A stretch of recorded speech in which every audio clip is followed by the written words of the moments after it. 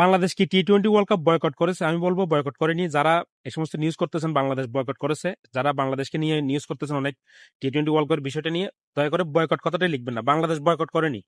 বাংলাদেশকে স্বকৌশলে পরিকল্পনা করে ইচ্ছে করেই এই টি-20 ওয়ার্ল্ড কাপ থেকে বাইরে রাখা হয়েছে। এটার সম্পূর্ণ দায় দায়িত্ব হচ্ছে বিসিসিআই এর। ভারতের তারা হচ্ছে একটা রাজনৈতিক খেলা এখানে খেলেছে।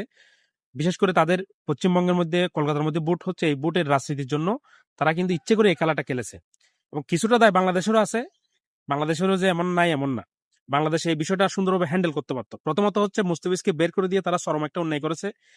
একটা ক্রিকেটীয় যুদ্ধ, একটা রাজনৈতিক যুদ্ধ তারা শুরু করেছে ভারত, বিসিসিআই। কিন্তু এই যুদ্ধে আসলে বাংলাদেশ জয় হওয়ার সম্ভাবনা সবচেয়ে বেশি ছিল। আমরা কিন্তু শুধু বাংলাদেশ খেলতেছে না, বাংলাদেশের দেশপ্রেম আছে। দেশ সবার আগে বড়, সবকিছু সবার জন্য সবার আগে বড়। শুধু আপনারা যে বলতেছেন আপনাদের জন্য না। আপনারা যাকে তাকে দালাল বলে ফেলেন, যাকে তাকে এটা বলে ফেলেন, এটা বলাটা খুব সহজ। কিন্তু আপনি নিজে কি করেছেন দেশের জন্য সেটা চিন্তা করেন আগে।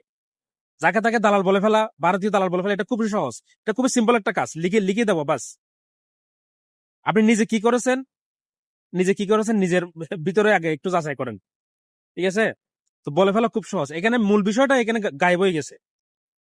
প্রথমত হচ্ছে আসিফ নজরুলের বিষয় বলবো। আসিফ নজরুল উনি কিন্তু অনেক সমালোচিত, অনেক কাজে ব্যর্থ। বিশেষ করে হচ্ছে ওসমান হাদিবের এই কাজে সম্পূর্ণ ব্যর্থ। ওসমান হাদিবের বিচার করতে এই সরকার সম্পূর্ণ ব্যর্থ। এই জিনিসটা ডাকার জন্য উনি স্বকৌশলে একটা হিরো সাজার জন্য এটা করেছে কিনা, এটাও একটা বিষয়। দ্বিতীয় হচ্ছে, যখনই মুস্তাফিজকে বের করে দেওয়া হয়েছে, আমাদের দেশের নব্য দেশপ্রেমিকরা শুরু হয়ে গেছে সবাই।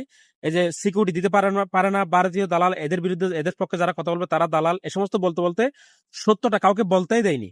সত্য কথাটা যুক্তি দিয়ে কাউকে উপস্থাপন করতেই দেয়নি। তারা বইয়ে কেউ উপস্থাপন করেও নি। এই যে আমাদের বট বাহিনীর জন্য প্রথমত বিসিসিআই কে একটা সিটি দিয়ে বিসিবি জানতে চাইতে পারতো মুস্তাফিজকে বের করে দেওয়ার কারণ কি। বাংলাদেশের একটা ডকুমেন্ট আসতো, যখন সিটি দিত বা মেল করতো, ওখান থেকে একটা কোনো একটা জবাব আসতো, একটা রিপ্লাইতে আসতো কারণটা কি। তো ওই কারণটা যথাযথ আইসিসি কে দেখানোর একটা সুযোগ ছিল। যদিও আইসিসি মানে আসলে বিসিসিআই, আমরা সেটা অনেক বলেছি। আমি নিজেও আজ থেকে না 15 বছর আগে থেকে বলতেছি, আইসিসি মানে হচ্ছে ইন্ডিয়ান ক্রিকেট কাউন্সিল। ওখানে ইন্ডিয়ার কথা, ইন্ডিয়ান ইনফ্লুয়েন্স বেশি। তারপরও আপনার অন্যান্য দেশগুলোতে ছিল, অন্যান্য দেশগুলোকে আপনি কনফিডেন্সে নিতে পারেন নাই। আরেক ব্যর্থতা দেখেন, আইসিসির এখানে বুটাবুটির মধ্যে বাংলাদেশ বুট পেয়েছে, বাংলাদেশ ছাড়া মাত্র একটা, পাকিস্তানের। কিন্তু পাকিস্তানেরটাও পেয়েছে কি জন্য? ওই যে প্রতিপক্ষ ভারত। যেহেতু প্রতিপক্ষ ভারত, তো এটা হচ্ছে বাংলাদেশ না হয়ে অন্য কেউ হলেও, উগান্ডা হলেও, কেনিয়া হলেও, এটা বাংলাদেশের পক্ষে। যাই হোক, বাংলাদেশের পক্ষে দিয়েছে তখন পাকিস্তান। যাই হোক, তো কিন্তু অন্যান্য দেশগুলো, জিম্বাবুয়েও দেখেন, যে জিম্বাবুয়ের ক্রিকেটটা হচ্ছে বাংলাদেশের উপর ডিপেন্ড করেছে একটা সময়।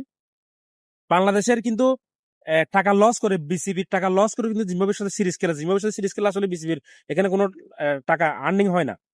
যা খরচ হয় তার হচ্ছে অর্ধেকও আর্নিং হয় না। তাদেরকে কিন্তু বাঁচিয়ে রেখেছে জিম্বাবুয়ের ক্রিকেট বাংলাদেশ। যে জিম্বাবুয়ে কিন্তু বাংলাদেশকে ভোট দেয়নি কেন? কনফিডেন্স নিতে পারেনি। এখানে বাংলাদেশের সম্পূর্ণ ক্রিকেটীয় কূটনৈতিক ব্যর্থতা। আর আসিফ নজরুল যা ইচ্ছা তাই বলেছে, শুরু থেকে এসে যাবো না। ভাই, শুরু থেকে যদি স্ট্যান্ড নিতেন, আমরা ভারতে যাবো না কিন্তু শ্রীলঙ্কায় যাব, এটা আইসিসি কে বাধ্য করতে হবে। এখানে হচ্ছে দেশপ্রেমের কথাটা নিয়ে আসতে গিয়ে, বাংলাদেশের প্রাইডের কথাটা নিয়ে আসতে গিয়ে, সিকিউরিটি থ্রেটের এই বিষয়টাই হচ্ছে হাইড হয়ে গেছে। আমাদের এখানে দেশপ্রেমিক তৈরি হয়ে গেছে 5 জুলাই পরে। আগে ছিল তারা লুঙ্গির তলে, হচ্ছে এখন দেশপ্রেমিক তৈরি হয়ে গেছে। যে কোনো কথায় দেশপ্রেম। ভাই, দেশপ্রেম আর ক্রিকেট কে এটাকে মুখোমুখি কেন দাঁড় করাতে হবে?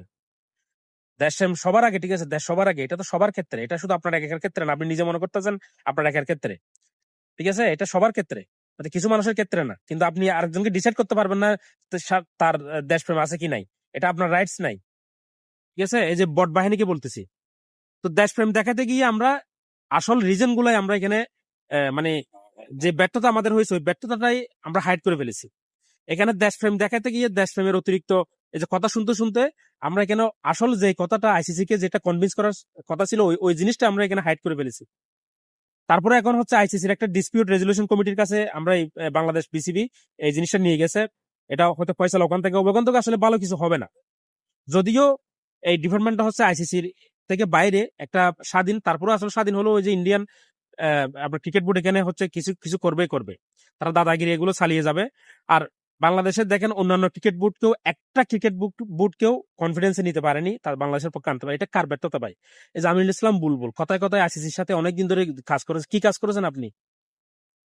একবার বলতেছে আইসিসি আমাদেরকে 24 ঘন্টার আলটিমেটাম দিতে পারে না, আইসিসি আমাদের 24 ঘন্টা টাইম দেওয়ার। আবার বলতেছে কি আমি নিজে সেই নিছি। ভাই, উল্টাপাল্টা এই ধরনের বয়ান দিলে তা আপনাদের তো মানুষ জোকার বলবে। উল্টাপাল্টা বয়ান কেন দেন? যে কোনো একটাতে বয়ান আপনি স্ট্রিক্ট থাকেন, না হলে আপনি সেই নিয়েছেন, না হলে আইসিসি দিয়েছে।